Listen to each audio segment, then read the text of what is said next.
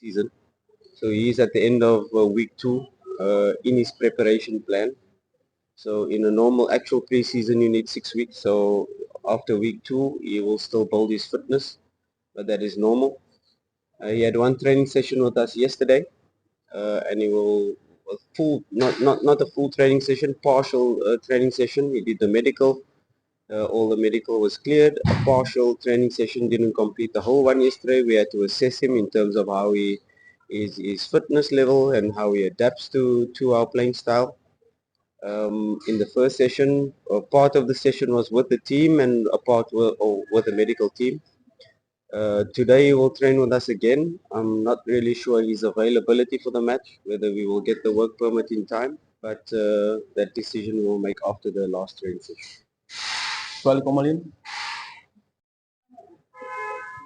Yeah, that has been our focus since the Community Shield, to really focus on the Zone 3 attack, how to create the fluidity within our players, how to create this non-verbal communication, to create more synergy and energy in our attack.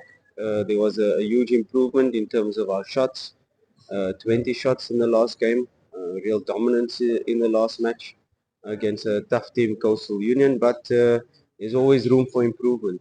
20 shots is definitely not our target and our end goal. Scoring one goal is definitely not our end goal in matches. We need to score more, and by scoring more, you need to have more shots on target, and that has been our focus. But it's an ongoing thing.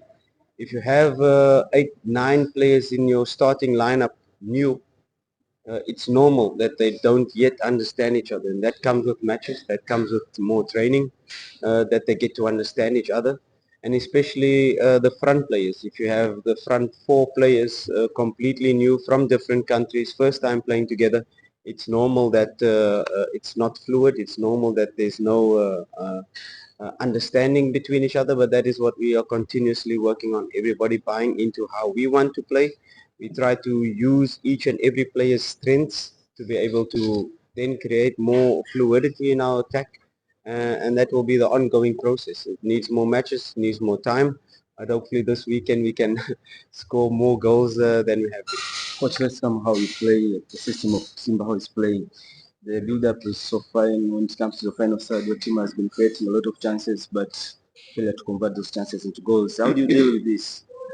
Yeah, it's an ongoing process. You don't only work on one aspect of the team. Once we came into the team, it's about creating this one idea, this one playing style that we all can believe in, all reading from the same page.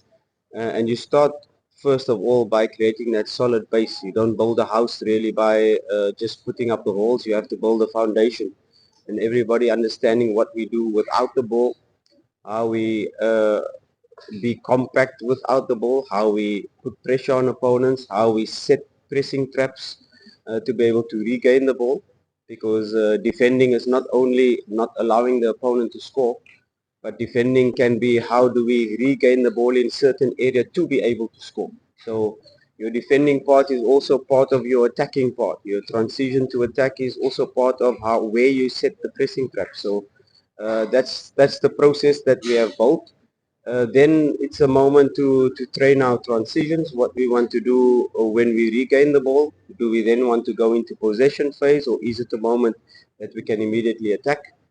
And what we do when we lose the ball. Are we going to retreat and go into a block, or are we going to try to regain the ball immediately after losing it? So those were the processes, and of course then the final part, like I said in the last week, is how we attack. How do we want to score goals? What are creation methods? What are our 7 methods of scoring? So that is the first step process what we are putting in now.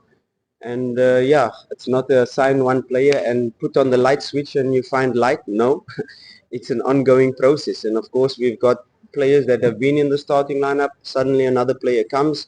You have to adapt slightly to his strengths. Maybe he was a striker that wanted a lot of crosses, but he's a striker that likes to play combination play, or he's a striker that likes the ball in space. So those are the dynamics that we're trying to gel together to create this fluidity in attack. Like I said, A club like Simba for the last 3 years have not won trophies, but we want instant success. But we don't only want instant success, we want sustainable success. So success that is going to last for the next 5, 10 years. So uh, it's not just I'm turning on the light and suddenly we are scoring 5 goals in a match. We have to bowl this thing step by step, and there's no time in football because in a big club like Simba, you want to win immediately. But I have to think immediate 3 points the weekend, but also bowl this team that it can become a unit, that it can become a team that is going to dominate not only Tanzania but be put Tanzania on the map in terms of African football. Thank you, Coach. As you said, Simba wants sustainable success. Any words for Simba fans? Yeah, I like the positivity around the team, and when they were supporting us, even though we didn't get the result, that was really painful for us. But how they supported the team in the last 2 matches was really good, and I encourage them to keep on supporting, getting behind the players because these are new players. These are new players that need encouragement. They need their support, and they've been fantastic over this last 2 matches. And keep supporting us, and I'm sure 100% we'll give our best in every match. Thank you so much, Coach. Only welcome the players.